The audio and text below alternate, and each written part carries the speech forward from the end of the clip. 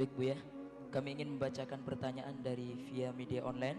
Yang pertama datangnya dari Rizal Padilah. Assalamualaikum Bu ya. Waalaikumsalam. Kami ingin bertanya, Buya, apa hukumnya bekerja di stasiun TV yang penghasilannya itu dari iklan Bu ya, di mana orang-orang memasang iklannya di channel-channel saya. Akan tetapi terkadang ada iklan yang tidak menutup aurat, tapi saya tidak berkuasa atas iklan tersebut karena ada staf bagian pengurus iklan Bu ya. Apakah saya ikut berdosa dan bagaimana hukum rezeki yang saya dapatkan? Terima kasih. Wassalamualaikum warahmatullahi wabarakatuh. Yang pertama adalah tentang apa tadi? Iklan. Ada orang masuk dalam satu tempat, itu dilihat punya tujuan atau tidak. Kalau ada orang masuk wilayah tertentu punya tujuan untuk membuat perubahan, satu contohnya yang lebih besar lagi, seorang muslim pergi ke negeri kafir kalau bukan untuk tujuan yang benar, hukumnya adalah haram. Kalau saya ke negeri kafir untuk berdakwah, ya, untuk berdakwah, atau negeri kafir untuk satu tujuan,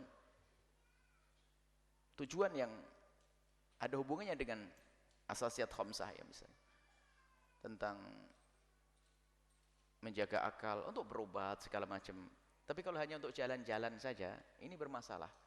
Kami ingatkan pada sebagian kawan, kadang-kadang latah mau rekreasi ke negeri kafir. Apakah Anda tidak takut kalau ternyata ajal sana nggak ada yang mentalkin urusan syahadah, waktu mau mati nggak ada yang mengucapkan la ilaha illallah? Bermasalah sekali.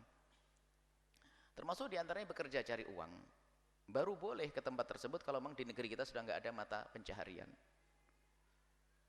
Boleh kita pergi ke tempat tersebut kalau tujuannya adalah untuk membuat perubahan.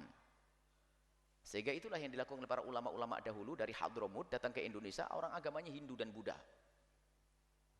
Bukan dilarang, bahkan dianjurkan, akan tapi mereka dengan berdagang, cari duit, akan tapi dibalik itu semua adalah tujuan mulia untuk membawa kepada Islam. Sama kalau Anda masuk negara kecil, bukan negara besar, namanya perusahaan, itu negara kecil. Kalau memang Anda bisa masuk ke tempat tersebut untuk membuat perubahan, maka ini adalah suatu hal yang mulia. Anggap saja media saat ini, kalau Anda bisa menjadi orang penting di tempat tersebut, sehingga Anda, biarpun mungkin tangganya Anda harus tidak bisa serta-merta Anda menjadi orang tertinggi di tempat tersebut, tapi kemudian dengan akademi Anda, dengan kemampuan Anda bisa mengatur itu semuanya, dengan harapan mungkin target setahun 2 tahun Anda boleh masuk ke tempat tersebut. Misalnya termasuk media, jika di dalam media tersebut Anda bisa masuk ke tempat tersebut karena Anda punya tujuan untuk membuat perubahan, maka Anda masuk ke tempat tersebut menjadi boleh. Adapun yang Anda terima pun menjadi halal juga. Karena apa? Tidak semuanya dari rezeki haram kok. Mungkin dari iklan yang tidak benar, membuka aurat, atau iklan barang yang haram sekalipun, tapi kan masih banyak yang halal juga. Tapi kalau Anda di situ hanya datang seperti orang kelaparan, bukan ada niat dakwah, hanya cari duit saja, Anda bermasalah. Rezeki Allah itu di mana-mana ada. Maka Anda ke tempat tersebut, pertanyaannya tadi, bolehkah saya kerja disebut makan? Kalau Anda punya tujuan, dan hendaknya Anda punya tujuan, kalau Anda sudah terlanjur masuk ke tempat tersebut, kemudian Anda harus punya usulan-usulan, baik usulan Anda diterima atau tidak. Mungkin apalagi berkata, saya tidak punya kekuatan, baik tidak punya kekuatan, tapi Anda punya tidak celah untuk membuat perubahan. Kalau sama sekali Anda tidak, bahasa lain, tidak mungkin seperti saya membuat perubahan, maka carilah tempat makan, carilah lahan untuk cari makan di tempat lain. Tapi kalau Anda dengan ilmu Anda, akademi yang Anda miliki, Anda bisa mengambil satu posisi yang di situ Anda bisa membuat perubahan. Misalnya dari kejahatan yang 60% itu bisa dikurangi menjadi 40%. Kan memang TV kan tidak 100% jahat kan? Anggap saja lah, paling kecil kejahatannya adalah 60%. Buya kok gede banget, dari mana ngitungnya? Ini berandai-andai. 60% kejahatannya. Baik, dari 60% kejahatannya ini kan maksiat. Dari film-film, sinetron segala macam, maksiat ini semuanya. Anda seorang sarjana dari informasi pokoknya Anda jago dalam pertelevisian dan sebagainya. Anda masuk ke tempat tersebut, tapi Anda punya cita-cita. Saya ingin membuat perubahan. Paling tidak barangkali ada kesempatan saya ingin membuat film Islami di situ. Karena saya tidak punya bahan, tidak punya ini, kecuali saya harus masuk dulu. Anda punya skenario, Anda punya ini, Anda masuk, Anda membuat perubahan.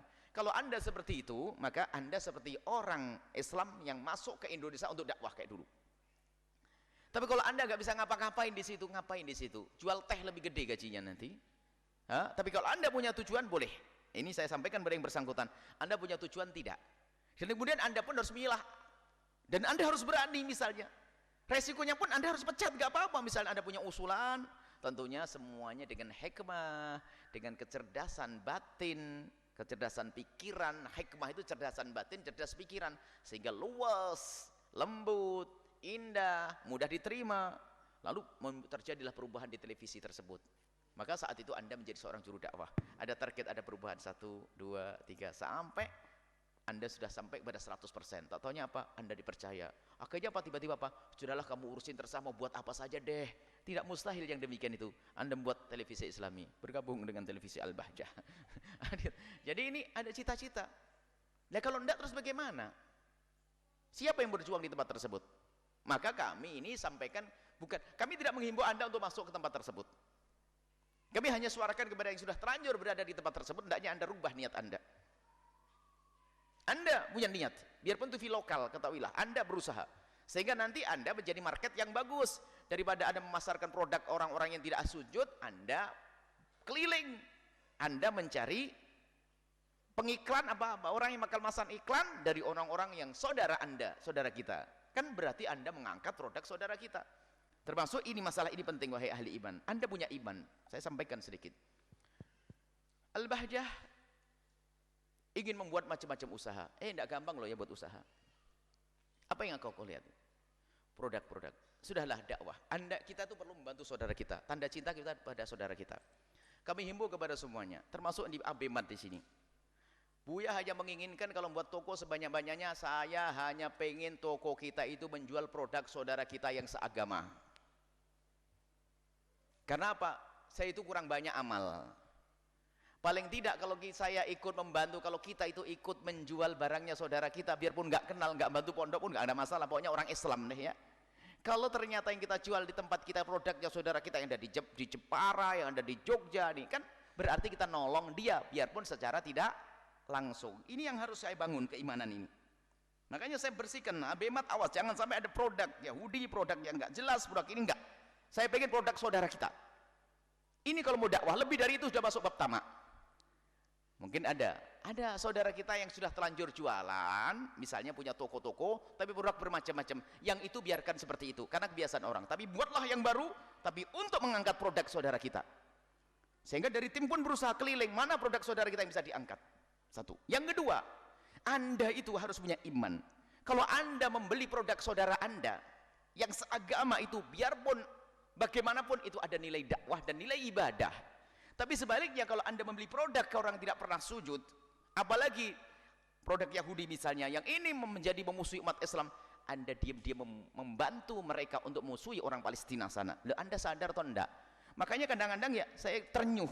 Tiba-tiba saya, mohon maaf ini harus kita suarakan. Karena sudah waktunya kepemihakan kepada saudara kita. Bukan berarti kita lalu kalau orang Nasrani, gini saja. Berarti kita diskriminasi dong. Oh, bukan diskriminasi.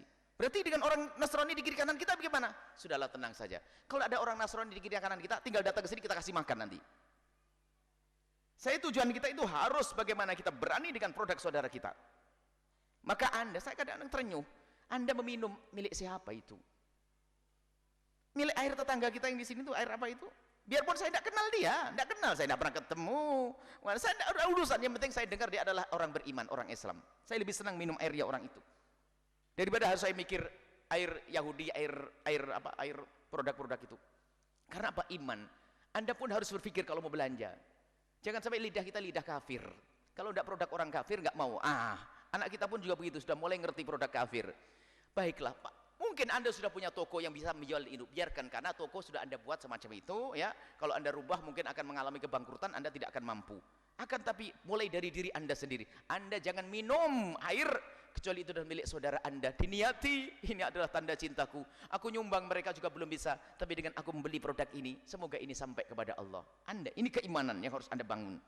Aib kalau bagi saya, aib kalau diri saya sendiri, Kalau saya dalam keadaan normal di negeri Indonesia Raya, kecuali saya masuk Amerika, masuk Jepang, masuk ini lain, produk sana nggak bisa saya mencari produk saudara saya. Tapi kalau masih di Cirebon Raya, apa yang nggak ada? Apa yang nggak ada di Cirebon ini?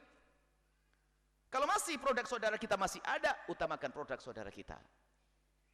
Ini hati-hati ya, masalah keimanan. Ini khususnya produk yang saudara kita sudah bisa membuat. Sebab nanti akan kita klasifikasi. Ada produk yang kita produk itu orang kafir pun boleh. Yang pertama adalah produk orang kafir boleh. Artinya produk misalnya untuk bersaing dalam sebuah persaingan yang berat, peperangan dan sebagainya. Boleh kita beli bom kepada mereka, senjata dari mereka boleh. Sebab senjata untuk menjaga saudara kita. Beli alat panah dan sebagainya. Itu boleh. Karena untuk berperang. Ini boleh kita membeli senjata dari orang kafir untuk berperang, itu boleh. Atau untuk persaingan dalam sebuah usaha besar, misalnya alat-alat berat, proyek-proyek itu raksasa. Kalau alatnya dari produk kita kan tangganya masih tangga kayu, nanti patah. Ini perlu tangga besi yang dahsyat ini misalnya, atau alat boleh, kendaraan-kendaraan untuk berjuang itu termasuk. Tapi kalau urusan susu, sabun, coklat, air putih, lah kok masih milih orang yang tidak beriman? Itu mana iman Anda? Mana? Anda punya iman atau tidak? Mana? Ini yang kadang bikin ternyuh. Kita kalau bantu saudara kita nggak bisa ngasih duit, paling enggak jangan beli kecuali produk teman saya atau saudara saya. Lebih mahal sedikit jadi sedekah, apalagi kadang harganya lebih murah. Itu produk Yahudi, produk kafir itu kadang lebih mahal. Kadang lebih mahal. Cuman karena sudah mulai dari kebiasaan kita ini sudah dibiasakan dengan ketidakbaikan, akhirnya baik. Kalau masalah rasa enak itu kebiasaan lidah Anda. Kebiasaan lidah. Jujur, orang Arab itu saya kasih rujak ulek gak bisa makan. Ternyata saya seneng karena saya sudah biasa makan rujak ulek. Bingung mereka makan rujak ulek. Apa ini? Nggak tahu itu. Padahal enak kan rujak ulek, yang suka rujak ulek enak. Kebiasaan.